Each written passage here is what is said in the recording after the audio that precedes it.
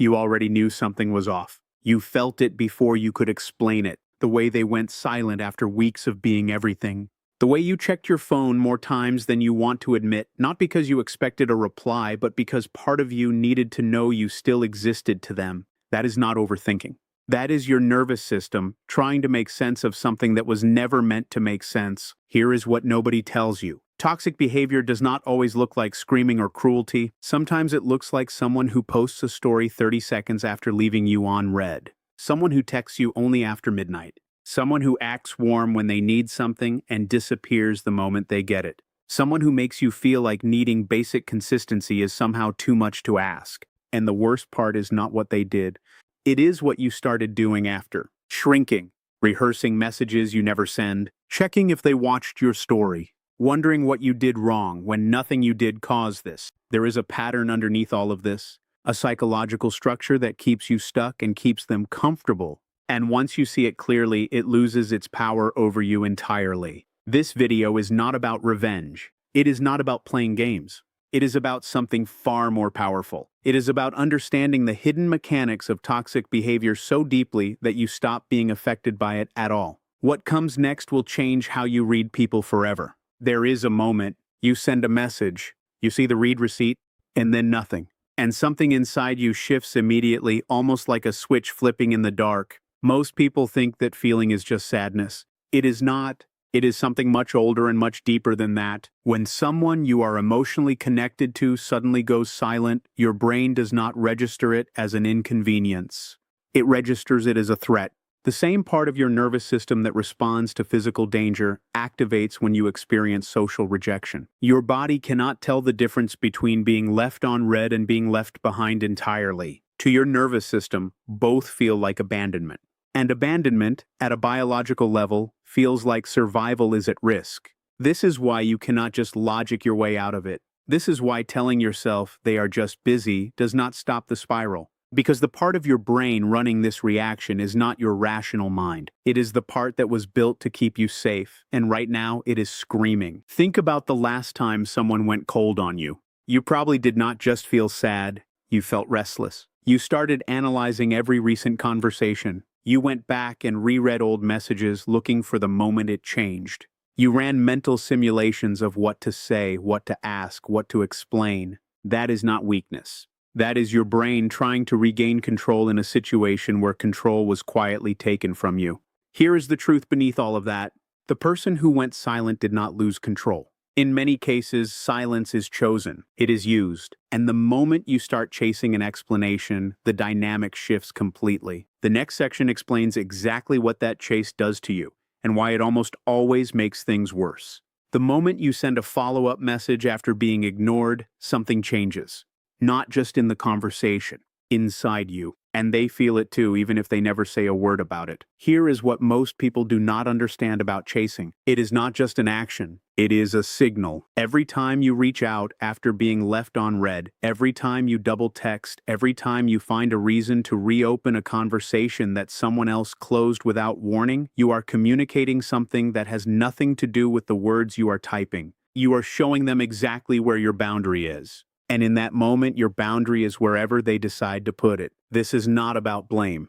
You were not wrong for caring, but there is a psychological mechanism happening here that works against you every single time. It is called intermittent reinforcement. When someone is inconsistent with you, giving you warmth and then silence, attention and then absence, your brain begins to crave the warmth more intensely than it ever would if they had been consistent. The unpredictability does not make you care less, it makes you care more. And chasing becomes the way your nervous system tries to resolve that unbearable uncertainty. Think about it.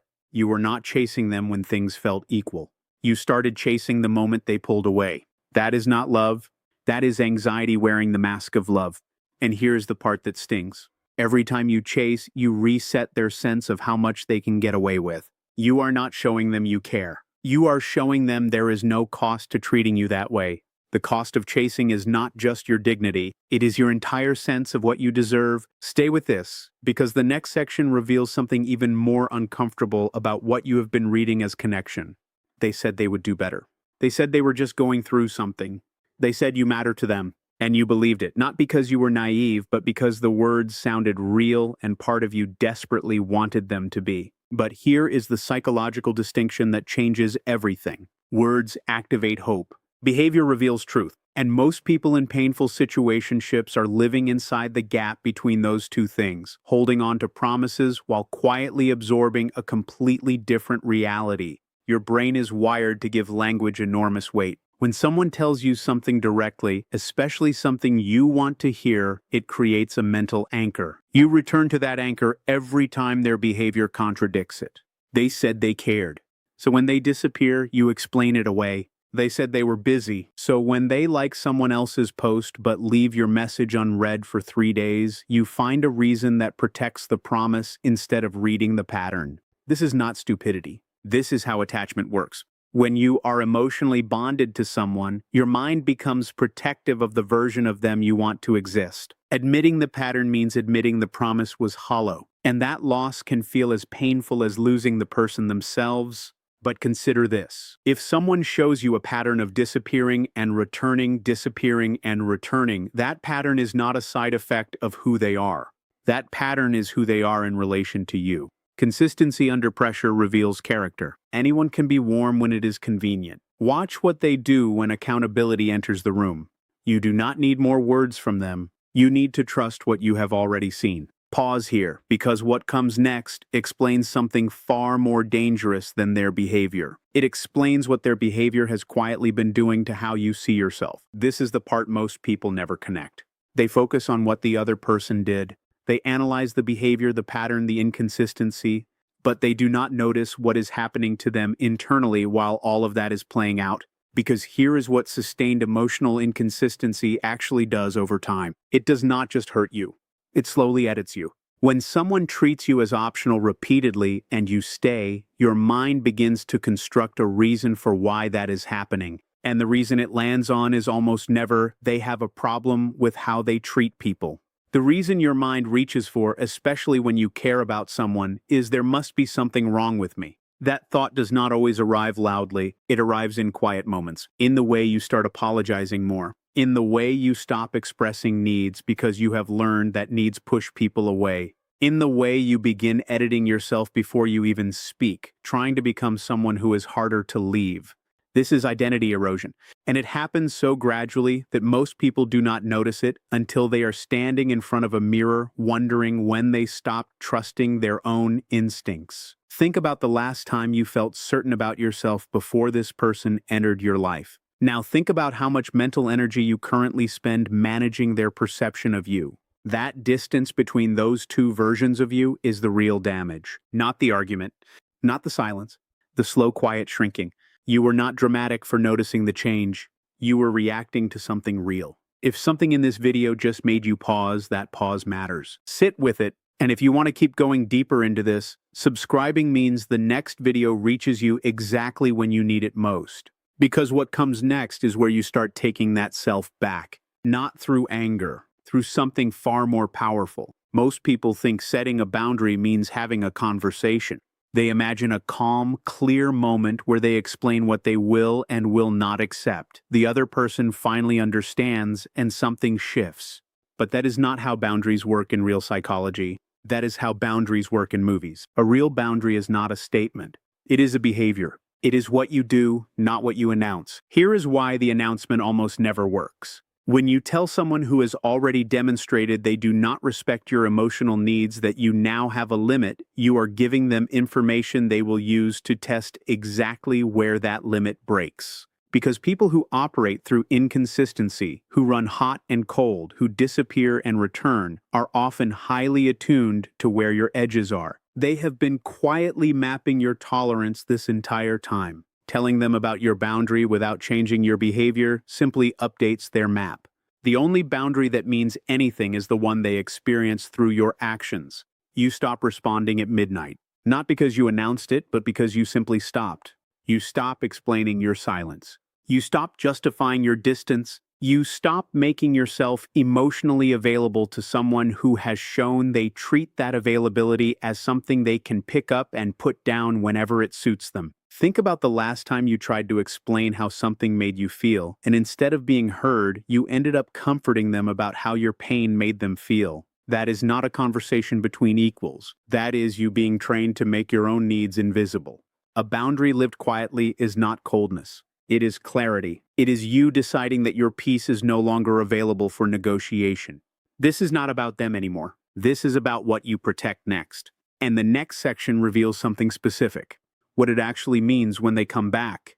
They always come back, maybe not all of them. But the ones who treated you as optional almost always find their way back the moment you stop being available. And when they do, something dangerous happens inside you. Hope reactivates before your logic even has a chance to catch up. That return feels like confirmation, like proof that they actually care. Like the silence was a phase, and this moment, this text, this sudden warmth is who they really are. But here's the psychological reality beneath that feeling. Their return is rarely about you. It is almost always about them. When someone who ran hot and cold suddenly reappears, it is worth asking one quiet question. What changed in their life right now that made them reach back? Not what changed in their feelings toward you. What changed in their circumstances, their loneliness, their boredom, their other options. Because people who use inconsistency as a pattern do not suddenly develop emotional accountability during the silence. They simply ran out of whatever was keeping them comfortable without you. This is not cynicism. This is pattern recognition. And there is a profound difference between the two. Here is what the return actually tests. It does not test whether they missed you. It tests whether your boundary was real or just a feeling you had for a few days before things went back to the way they were. Every time someone disappears and returns and you reset without acknowledgement, without changed behavior, without anything actually different, you teach them that the return itself is enough. That showing up again erases the damage of leaving. You were not wrong for feeling something when they came back. That feeling is human. But feeling something and acting on it are two completely separate decisions. The dangerous part is not that they returned. It is what you start telling yourself the moment they do.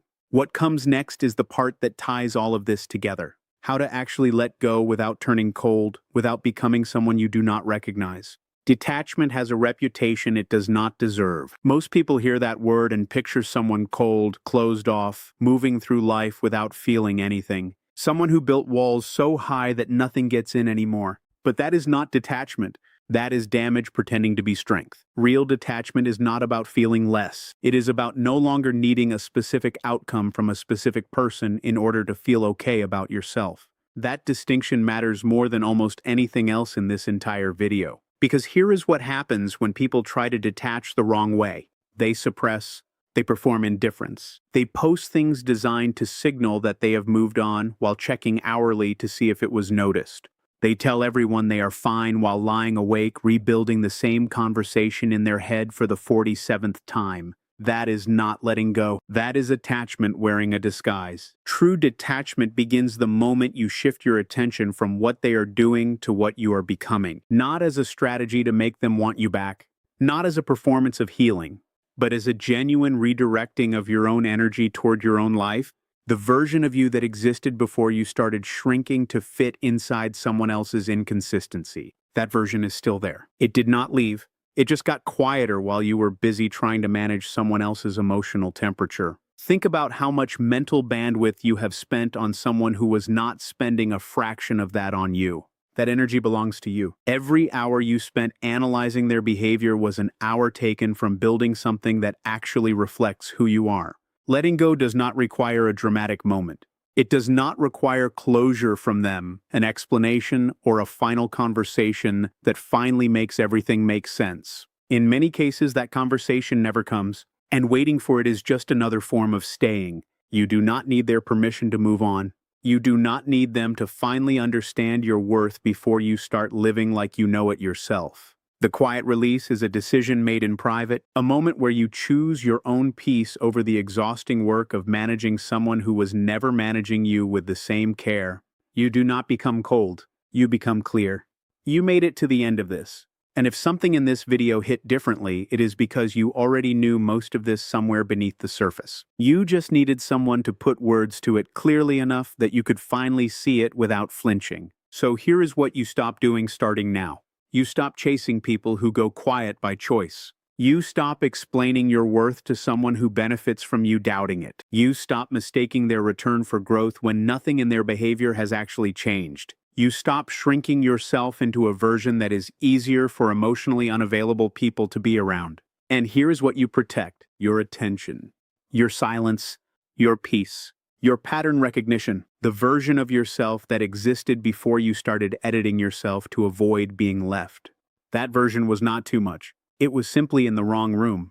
The most powerful thing you can do for yourself right now is not a dramatic exit. It is not a final message. It is not proving anything to anyone. It is simply deciding, quietly and completely, that your emotional energy is no longer available to people who treat it as something they can borrow and return whenever it suits them. You were not stupid for caring. You were not weak for hoping. You were reacting to something real. But the reaction ends here. If this video gave you something you needed, consider subscribing. Not for the numbers, but because the next video in this series goes even deeper into how to rebuild your self-concept after emotional inconsistency has quietly done its damage. It will find you exactly when you are ready for it. You already know what you deserve. Start living like that knowledge is enough.